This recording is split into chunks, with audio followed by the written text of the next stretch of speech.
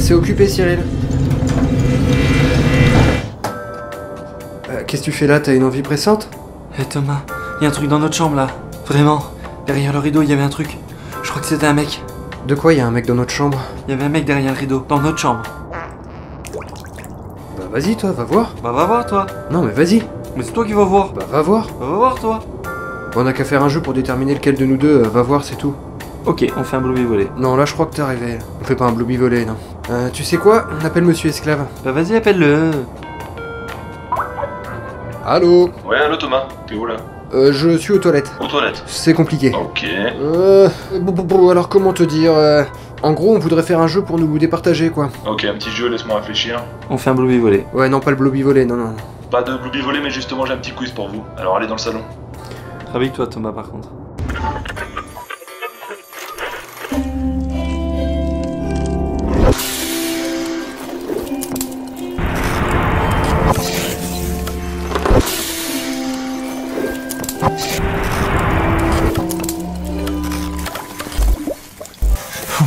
Ok, on est dans mon salon, comme tu nous as demandé. Très bien les cocos. Je vous préviens, ça va faire peur. Ah non.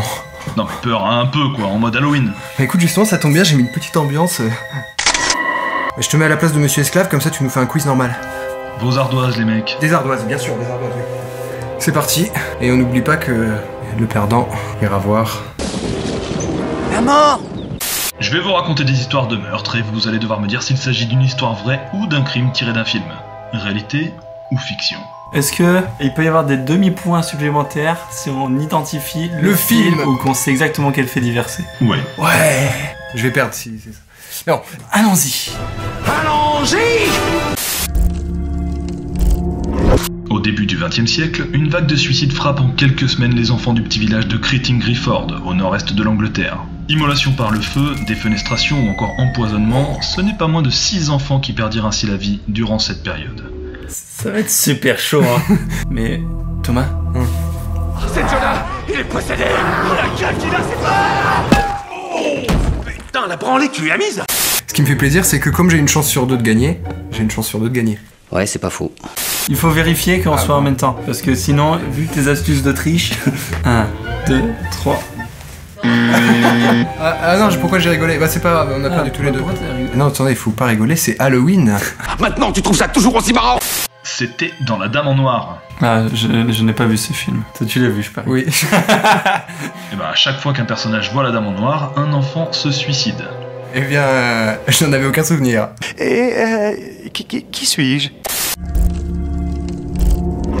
Halloween 2004. Lorraine et ses deux colocataires Adriana et Leslie partent se coucher. En pleine nuit, Lorraine, qui dort dans la chambre du rez-de-chaussée, entend quelqu'un pénétrer dans la maison et se diriger à l'étage. S'ensuit alors un vacarme terrifiant. Prenant peur, elle part se cacher dans le jardin. Après quelques instants, elle finit par retourner dans la maison et découvre ses deux colocataires sauvagement poignardés. C'est pas de bol. Ah, on va se réfugier. Ah bah, si j'allais tout seul dans le jardin. Ouais, bah en même temps, ça l'a sauvée a priori, puisqu'elle n'est pas morte. Ouais, mais c'est un peu illogique. C'est bon. 1, 2, 3. Thomas. Et il l'a mis à l'envers, du coup. Non, j'ai mis comme ça, j'ai fait un retournement, comme un retournement de situation. Sinon, cette pauvre Lorraine n'a pas choisi de se cacher dans le jardin, c'est juste qu'en entendant le tueur redescendre les escaliers, elle a voulu s'enfuir, mais dans la panique, elle a pris la mauvaise direction. Lorraine quoi? Comme quiche. Ça se passe en Lorraine? Pourquoi tu dis Lorraine? Ah, c'est le nom de la c'est un des personnages. Ah, c'est toi qui passes pour un con en fait. On m'a raconté une histoire super glauque, j'ai oublié son prénom. J'ai rien compris. Non, ou alors c'est moi, c'est... Non, moi non plus, j'ai rien compris. D'ailleurs, est-ce que la quiche Lorraine s'appelle Lorraine parce que ça vient de Lorraine? Oui. De l'allemand Kutschen, qui signifie gâteau, la quiche Lorraine est originaire de Lorraine. Cette recette de terroir est très ancienne, elle remonterait au XVIe siècle. Traditionnellement, la quiche Lorraine était faite de pâte de pain, de poitrine de porc fumée, d'œufs et de crème fraîche. Il semblerait que le fromage fut ajouté à la préparation bien après. Pour plus de renseignements et tout savoir sur l'histoire de la quiche Lorraine, quichelorraine.fr. Une wish. Une quoi? On dit une wish, Lorraine. T'es sûr? Ça fait bizarre, wish, Lorraine. Fin du 19e siècle, dans le Kentucky, un jeune ouvrier agricole découvre dans un champ une femme couchée sur le dos, dont la jupe, remontée vers le haut, dissimule la tête et le torse. Dissimuler, ça veut dire que ça le cache. Ah. Je lui ai appris un mot. Troublé, le jeune homme court chez son employeur pour prévenir la police. À l'aide. Une fois sur place, l'un des policiers s'approcha de la fille et lui saisit le pied. À ce moment, le corps dévala la pente jusqu'à la route et le groupe recula brusquement, horrifié. La robe de la femme avait glissé vers le bas de son cou, révélant ainsi son corps sans tête.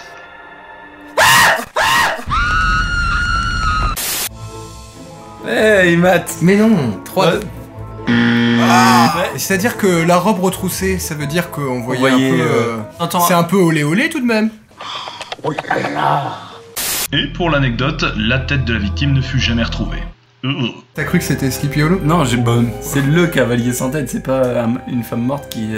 Ah, c'est vrai qu'il tue tous les gens dedans. Et il leur coupe la tête. Qu'on leur coupe la tête! Rassurez-vous, ces histoires, elles ont beau être vraies, souvent on vous dit ça peut pas vous arriver, bah c'est la preuve que si. Tout peut arriver. C'est Halloween. Il ne faut pas paniquer! Il ne faut pas paniquer!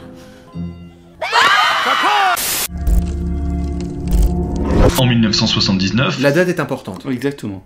Jill Johnson se rend chez les Mandrakis pour garder leurs 2 enfants. Au cours de la soirée, elle est harcelée au téléphone par un homme qui lui demande sans cesse si elle est bien allée voir les enfants. Inquiète, elle finit par contacter la police qui lui signale que les coups de fil sont donnés depuis l'intérieur de la maison et lui somme de quitter les lieux immédiatement. À son arrivée, la police fit une macabre découverte à l'étage, les corps poignardés des 2 enfants. Si je réfléchis, c'est-à-dire que dans les films, c'est assez rare qu'on tue les enfants. Bah en fait on les montre pas en train de se faire tuer, mais ils meurent souvent. Et là, mort. Oui. C'est tiré du film de 79, Terreur sur la ligne. C'est erreur sur la quoi? La ligne de pêche. La ligne... C'était nul cette la ligne 13. La connerie à ce point-là, moi, je dis que ça devient gênant. Cette histoire est aussi une légende urbaine connue, ainsi qu'un très mauvais film, remake de 2006. Quel est ton film d'horreur préféré? C'est une question que tu me poses? Mais ça te faisait pas penser à... quoi? Bon ok, t'as aucune culture cinématographique. Nous n'avons vraiment pas les mêmes valeurs. Quel est ton film d'horreur préféré? Tu vois pas de quel film ça vient? Vous aimez les films qui font peur? Quel est votre préféré? J'en sais trop rien. En Espagne, dans les années 70, Thomas, un petit garçon handicapé, est victime d'une méchante plaisanterie de la part de ses camarades, qui vire au drame lorsque ce dernier meurt noyé. L'histoire ne s'arrête toutefois pas là, puisque la mère de Thomas, pour se venger, empoisonna les 5 enfants responsables de l'accident avant de les incinérer. Je reconnais bien là ma maman. D'ailleurs, à la maternelle, t'étais tout seul à la fin de l'année. Ah, parfait. C'est encore moi qui passe pour la méchante. C'est à l'envers. 1 point pour Cyril. C'est encore un film que Thomas a Ah, vu. c'est dans le film Orphelinat? Tu as vu ce film? Ouais, mais alors vraiment, ça prouve que j'ai vraiment... Ça m'énerve parce que moi j'ai vu aucun des films qu'on va en dire. Moi je veux bien une histoire où il y a un requin qui aime des gens. Je suis végétarien. Andreas Gruber, sa femme, leur fille cadette et leurs 2 petits-enfants vivent dans une petite ferme perdue au milieu de la forêt du nord de Munich. Chut! C'est pas Charles Ingalls. Laisse-leur partir vivre dans son milieu. Oh non, Charles Ingalls, ça c'est un bonhomme. Il a jamais eu peur de prendre une décision pour sa famille.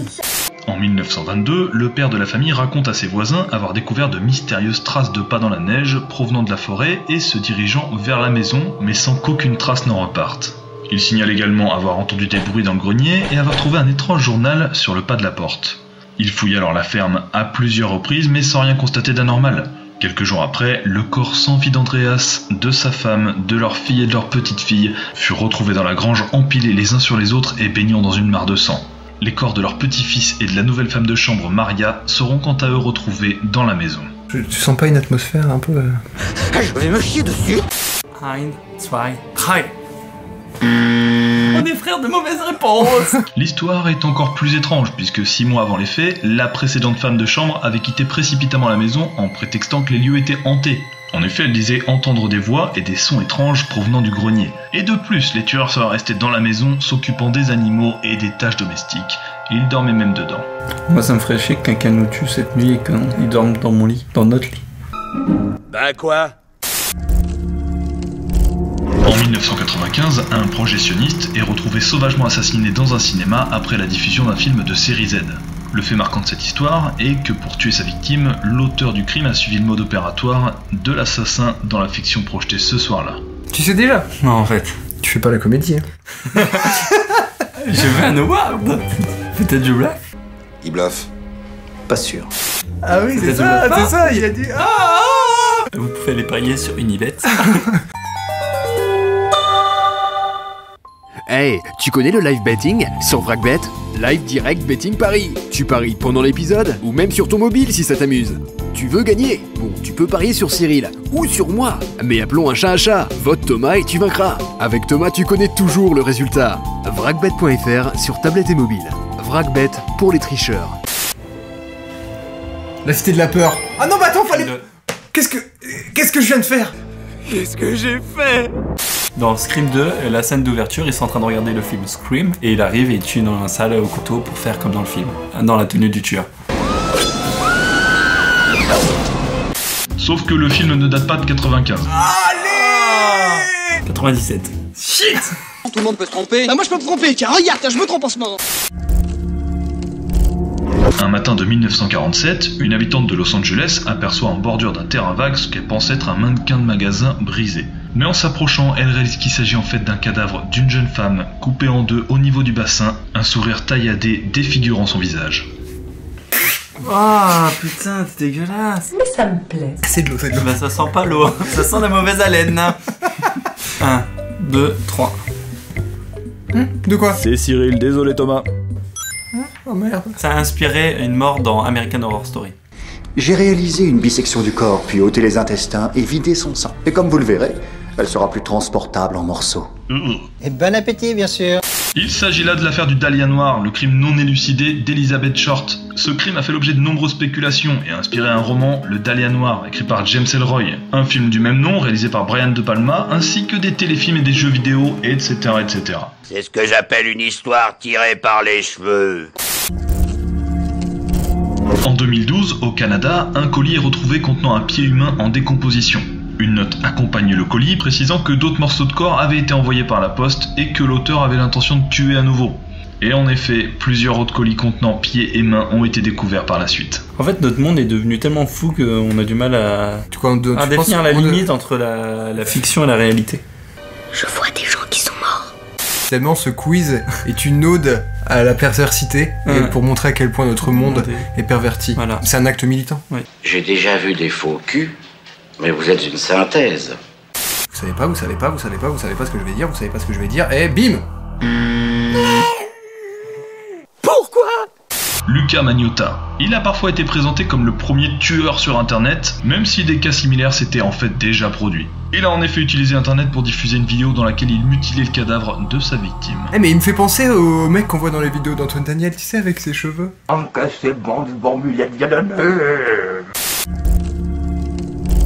Le mode opératoire du premier serial killer connu de l'histoire consistait à surprendre ses victimes chez elles à la nuit tombée et à les battre à mort puis à leur coudre les lèvres. Le plus terrible reste cependant le mobile évoqué par l'auteur de ces actes qui a avoué par la suite avoir voulu venger la mort de son chien causée accidentellement par les victimes. Encore un homme charmant celui-là. C'est un peu dur. Un des premiers serial killers. Je suis quasiment sûr que nous avons affaire à un serial killer. C'est moi. C'est dans Re. Je savais que c'était dans Re, bien sûr. J'appelle ce quelque chose un crime. Crime. En 2006, Cassie passe la soirée avec son petit ami Matt chez sa tante dont elle garde la maison en son absence. Ils sont vite rejoints par leurs amis Torrey et Brian qui décident finalement d'aller au cinéma, laissant le couple seul dans la maison. Au cours de la soirée, la lumière s'éteint puis se rallume à plusieurs reprises. Une fois Matt parti, la maison se trouve soudainement plongée dans le noir total. C'est à ce moment que deux individus portant des masques entrent dans le salon et poignardent la jeune Cassie à mort. J'ai juste Cassie qui meurt. Matt. Les copains dans l'histoire. C'était les mecs, c'était eux, les amis. Putain, mais t'es un détective. Toi, t'es pas en train de penser au crime, t'es en train de penser à l'enquête. Résoudre. Exactement.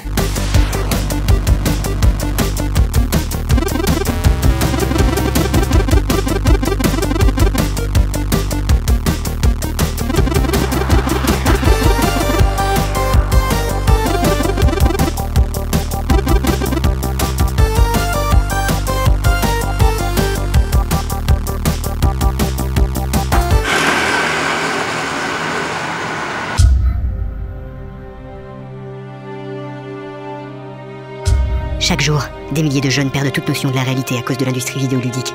Aidez-les. Mais j'ai la réponse de toute façon. Fiction ou réalité? Il s'agit d'une histoire horrible. Parce que les autres, ça allait. Non, les autres, elles étaient pas trop horribles, hein. C'est-à-dire que oui. C'est bien Toré et Brian qui ont commis le meurtre. Oh! J'en ai la chair de poule, mon amour. Ce sont eux qui ont bien sûr éteint les lumières à plusieurs reprises dans la soirée avant de commettre ce meurtre de sang-froid. Ils ne sont bien sûr pas allés au cinéma et avaient prémédité leur meurtre, allant jusqu'à réaliser des vidéos expliquant leur plan pour assassiner la jeune Cassie. Ces ordures se sont inspirées de Scream. Ah, et puis ils se sont inspirés un peu dans Joy Phoenix pour les vlogs. Au milieu des années 70, Chrissy Watkins passe ses vacances d'été dans une petite station balnéaire de l'état de New York. Un soir, elle part faire la fête sur la plage avec sa bande de copains, mais au milieu de la soirée, la jeune fille enivrée s'éloigne du groupe et disparaît. C'est seulement à l'aube que des parties du corps de la jeune fille, une partie de son tronc, sa tête, son bras droit, sont retrouvées sur les dunes de sable, à quelques mètres à peine du lieu de la fête. Tu sais dans quel film c'est? Je ne sais pas dans quel film c'est. Mais enfin si, c'est dans le film Shark. Mais tu sais pas le nom. Moi je dis que c'est dans Les Dents de la Mer. Oui. Non, attends. Kiss my ass. D'accord, faisons comme ça. Oh l'humiliation. Là j'ai perdu. Oh non, j'ai perdu. Monsieur Esclave, c'était un quiz sacrément ardu. Moi je me disais que s'il y avait des gens, ils pourraient s'abonner à la chaîne et aller sur Twitter et sur Facebook. Mais bon, il y en a pas. C'est dommage. Quel dommage. Non, c'est toi qui dois aller voir. Hein. C'est le téléphone qui a dit. C'est pas un téléphone, c'était Monsieur Esclave. C'était Monsieur Esclave. C'était Monsieur Esclave. J'espère que tu vas rester vivante parce que si tu meurs, ça veut dire que je suis un peu dans la merde après. Cyril, tu pourras te rappeler de moi? Oui, et Thomas, tu pourras te brosser les dents. Et avant que Thomas se fasse trucider, je voulais dire un gros merci aux 3 dessinateurs qui ont participé à cette vidéo. Il y a Bonin que vous connaissez déjà, le très talentueux Nicolas dont vous pouvez retrouver la chaîne ici, et notre copine Clemdem. Elle sera dans le court-métrage, mais ça il faut pas trop en parler parce que c'est un secret. Comme elle a pas de chaîne YouTube, vous pouvez la retrouver sur Instagram. En tout cas, merci les copains.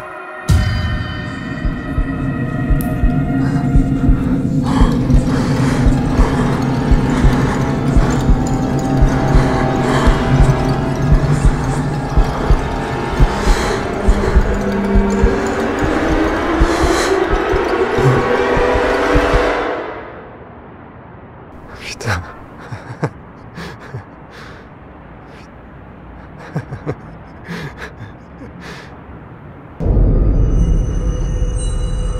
Mon Dieu. Mon Dieu, mon Dieu. Faut que je filme ça, faut que je me sauve, flic. Il est où?